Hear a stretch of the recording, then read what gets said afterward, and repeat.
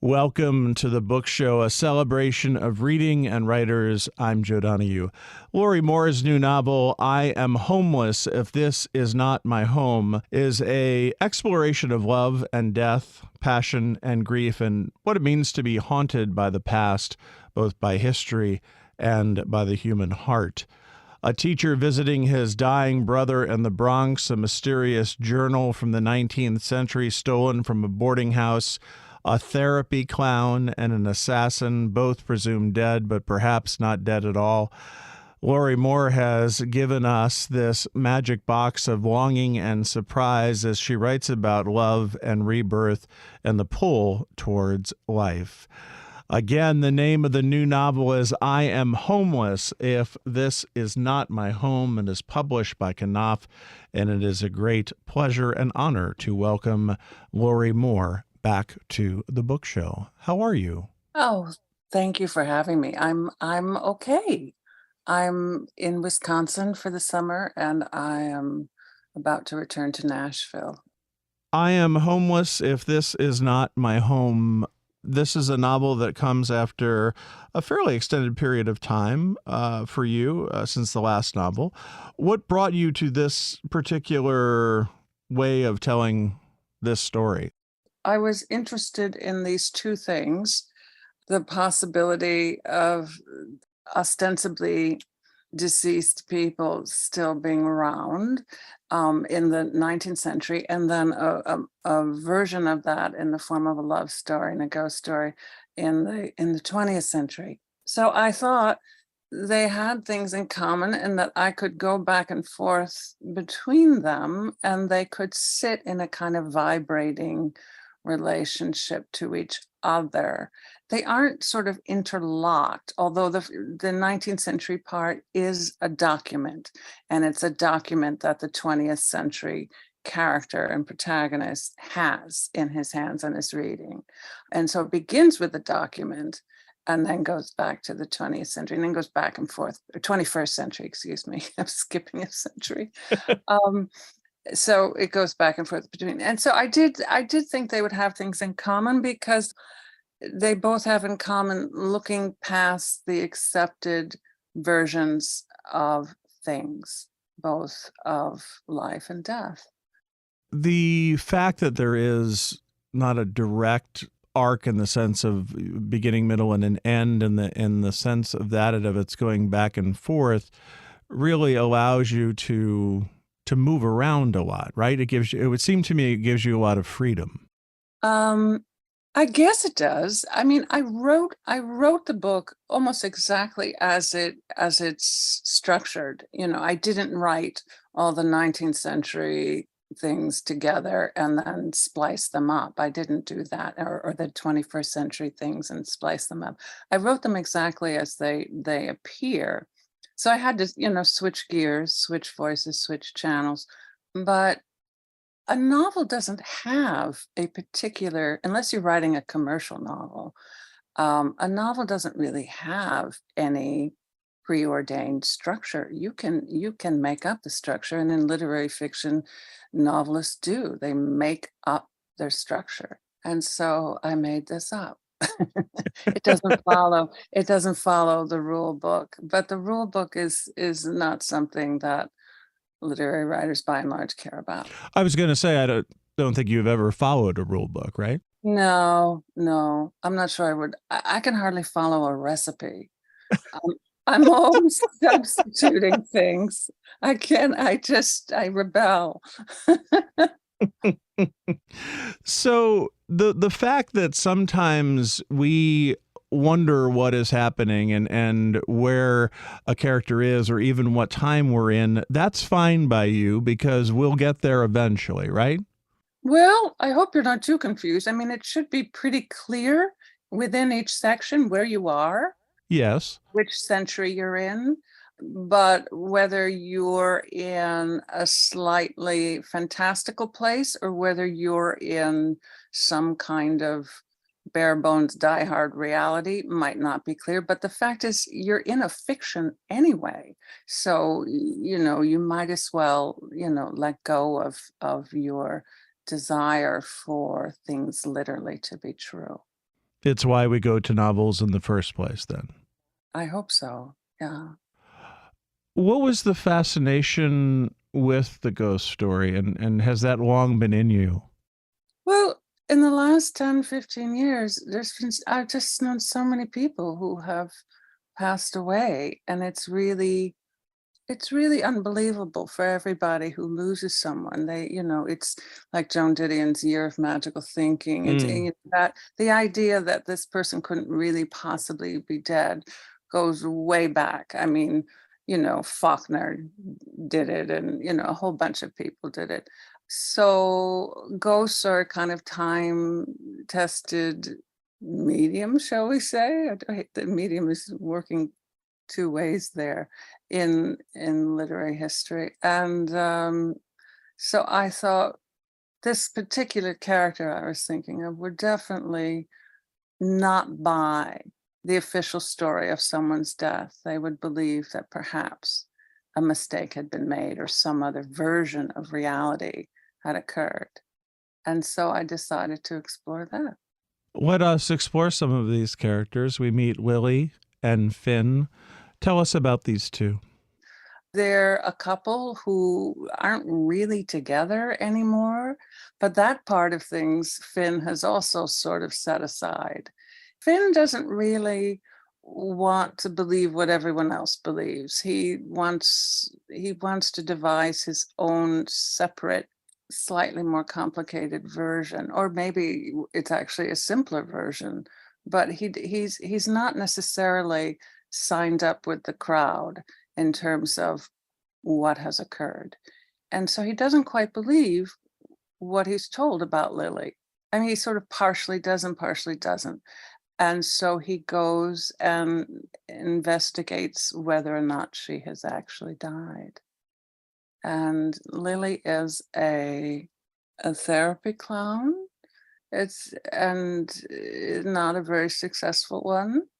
And Finn is a high school teacher, also not a very successful one. What should we, if anything, read into the fact that you've been attracted to characters who are unsuccessful? Oh, you know what? I haven't even noticed that. Unsuccessful. Okay, I used it in one way. What you mean professionally unsuccessful?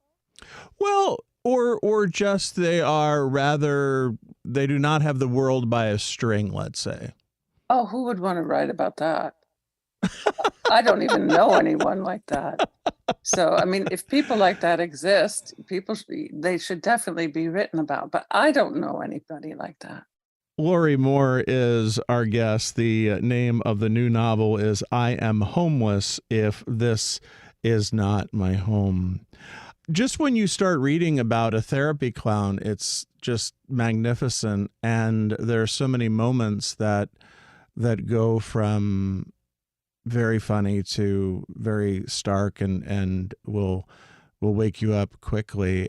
And as you described it earlier of writing it straight through, so that's sort of how your mind goes, right? It'll start in a place and all of those emotions will go along for the ride then. Yeah, yeah. I was interested in writing about grief, about missing people, about still having conversations with them even when they're departed. And both sections have that. When you think of grief as something to write about and something for us, I mean, it's obviously universal. I think most, if not all of us, have felt it, and it's still something that is fascinating to contemplate and to look at, especially through the prism of these characters. Yeah. What do you think our, maybe not fascination, but our interest in grief comes from? Well, I suppose grief extends the life of the deceased to some extent.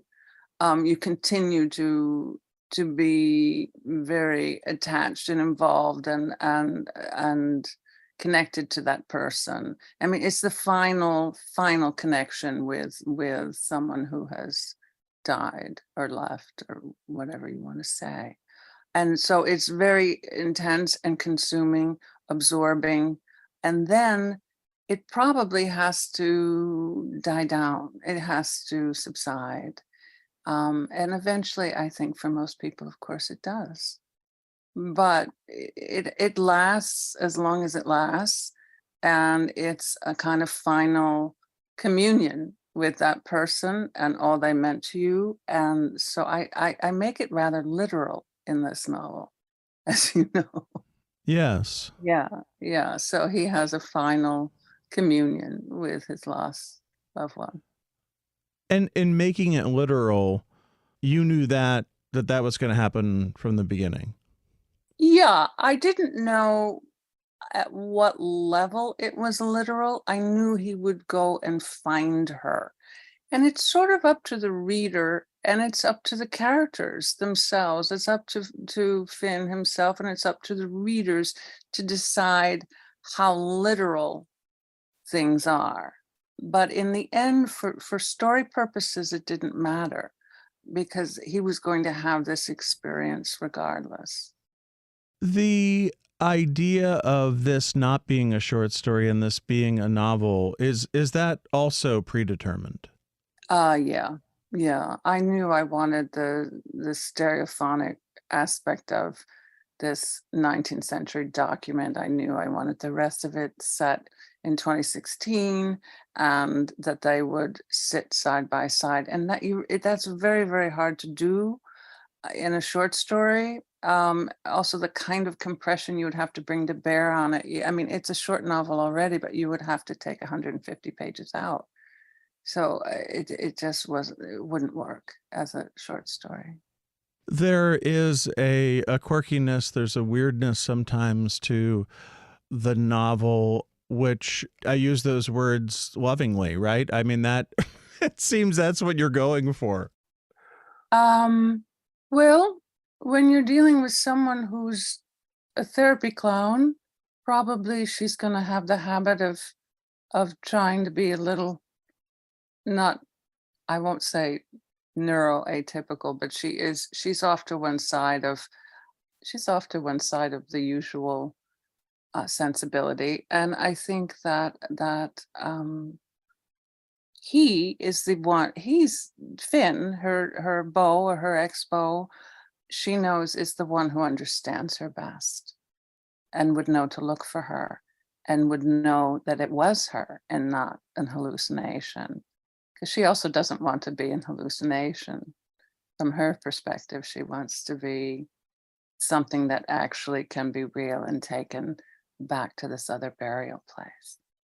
And that's a kind of direct reference to Faulkner's As I Lie Dying, where the mother wants to be buried in a different cemetery.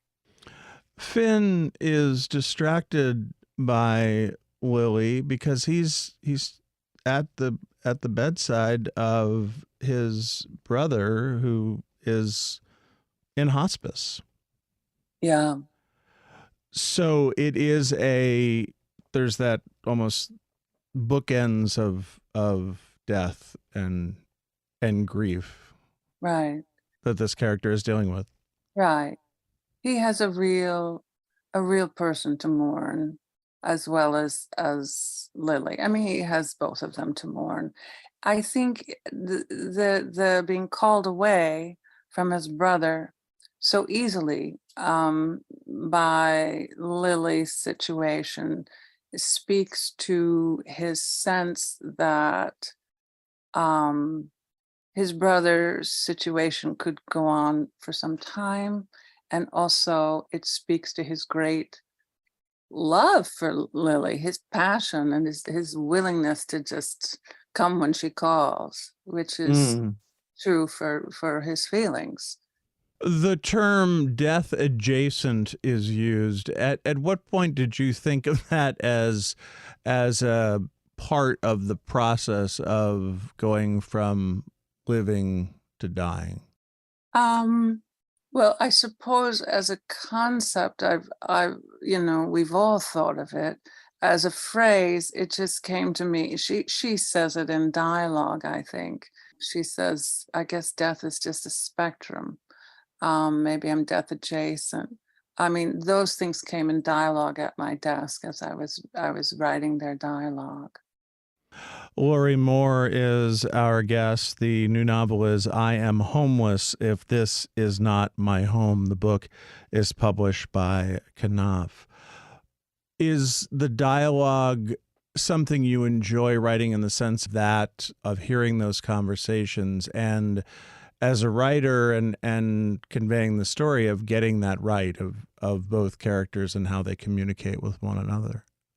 Yeah, I do like writing dialogue, and it expresses the story less than it expresses the consciousness of the characters and the collision of their consciousnesses and personalities. And so to have two people in a tense situation talking is really fun to write, I think. I think most people would agree. I mean, that's what theater is, and that's what writing a play is. And so there's an element of theatricality a little bit to this novel, here and there. How do you achieve that in the sense, because there's like it's almost a slapstick feeling to it at times, a lot of energy, very interesting interplay between them. Well, I hope it's not slapstick, which is mostly sight gags, I think. Although she is a kind of walking sight gag with her clown shoes. But I think when you have tension and you have something large at stake between two people, and you have each of them with unspoken agendas that are sort of in competition or up against each other, the conversation can get lively, I think. So that's what makes it fun.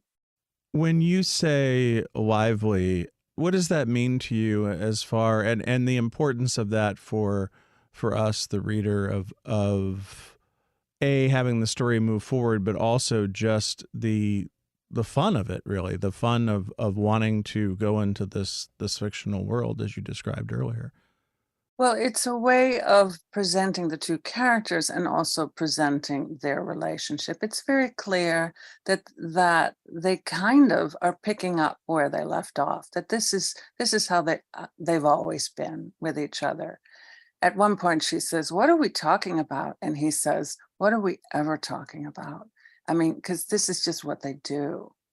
Um, I have another road trip story with a couple, and one of it's from Birds of America, and one of the guys says to the other guy, you know, this is just how we are. And that, I think, is the essence of this love relationship in this novel. And maybe all love relationships where you just say, this is how we are.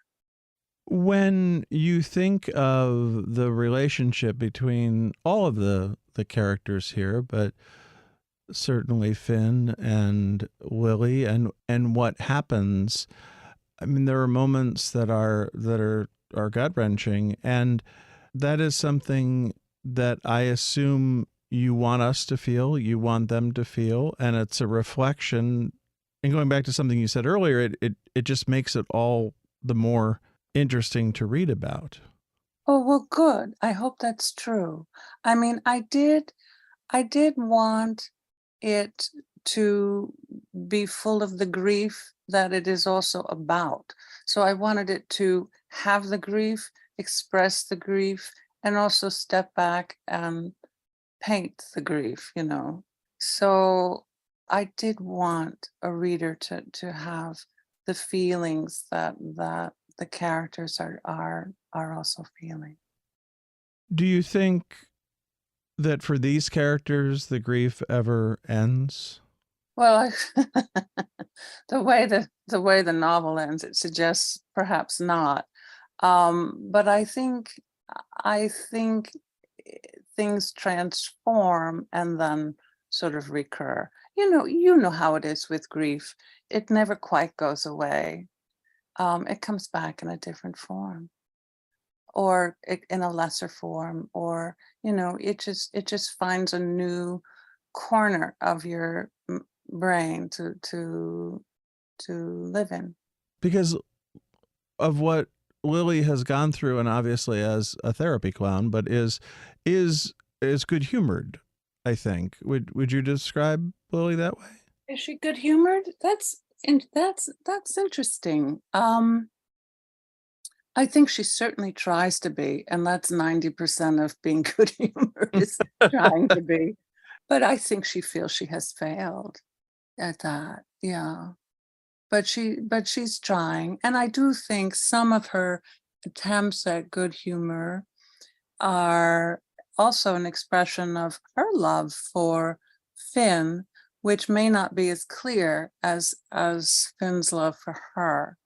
But I do think she has love for him too. When you go through the process of writing this, and as you say, it is linear when you're writing. Then what is the process of revision and working through various drafts? Oh, I'm still working on it. I'm still finding little mistakes and little repetitions and things that I want to fix for the paperback. So, it just never ends. You just keep reading it and, saying, that's not right, or maybe this would work better over here, or didn't I already say that? The worrisome thing, of course, is you can get worried that you already said it in another book, and you might never be able to find that. But if you think, didn't I say this earlier, or didn't she say this earlier? If it's in the same manuscript, you can find it usually and fix that. So you don't want repetitions. You want a sort of energy moving forward. You want the sentences to be right. And your ear works differently on different days, and so sometimes you hear things a certain way on one day, and the next day you hear them differently, so you can end up tinkering for a very long time.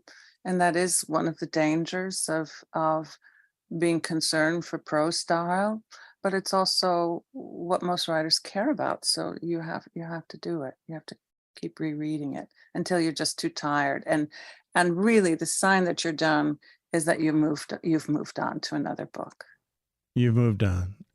When you think about that tinkering and looking at it, I just look at the such wonderful humor in the novel of getting that right and getting, for want of a better term, the joke right, and not diluting the humor as it is being tinkered with. Well, I guess, with lyricism, with poetry, with jokes, with stand-up, with humor, rhythm is the key element to all those Mm. things. I mean, when you watch a stand-up comedian, I mean, there's not a single extra word or a particular word is placed very, very strategically for rhythm, for sound, for contradiction, for surprise. And so all those things go into prose writing. So with humor, you have to pay a lot of attention to the rhythm. I wasn't that concerned about this book being funny, but because I don't think of it as a funny book, and I almost never think of things that I write as being very funny. And certainly my last novel, I didn't think of as funny at all. And this one, only sort of here and there, because of the ingredients of this particular relationship, and also each of the characters' professional lives. A therapy clown, a high school teacher who's, teaching off the curriculum a little bit, and the head of a boarding house who's squinting at all of her lodgers. You know, that's necessarily going to have a little humor in it. All these people would think and speak with a little humor, but I don't think of it as a funny book. I mean, too much happens. I mean, you know, two people, it's a lot of people die in this book, but three people die. I mean, just in the description of grief and loss, I mean, it doesn't obviously lend itself to talking about it being a knee slapper. But in your mind, have you ever written a humorous novel that was overtly humorous? In its intent? Yes. In its main intent? Like the main intent is to be funny, like a campus comedy or a farce? No, I've never, or a satire from beginning to end? No, I've never done that. Would that interest you? No. I'm much more interested in tragedy, but I'm interested in comedy as an element, but not as the total project. And we're interested more in tragedy, right? Because we're sort of just around it so often. I don't know. Not everybody's, people love to laugh and they love to go see comedy, watch comedy, but Sure. people also love to cry and they love to go, and sit at La Boheme and La Traviata and Tristan and Isolde. So I'm interested in both those things, but in the end, the stories themselves, I think, are truer if they're tragedies. The truth of a comedy is a comedy because it stops before it gets to the tragedy. So my final question then is do you want it to have an emotional core? I want it to have feeling. I'm hoping that in writing these characters and their story and their relationship, that I have captured their feelings and that a reader can step into that space and also experience them. That's what I'm hoping. It may, no book is for everyone and it may not work for everyone, but if a reader steps in to that space that I hope I've created and has the experience of the characters, then that's what I'm hoping to do. Lorrie Moore's novel is I Am Homeless, If This Is Not My Home. It is published by Knopf. Thanks to our producer, Sarah LeDuc. Write to us at book@wamc.org. The latest on National Productions programs is available via the Airwaves newsletter at wamc.org and on social media at WAMC Radio. Bookmark us for next week.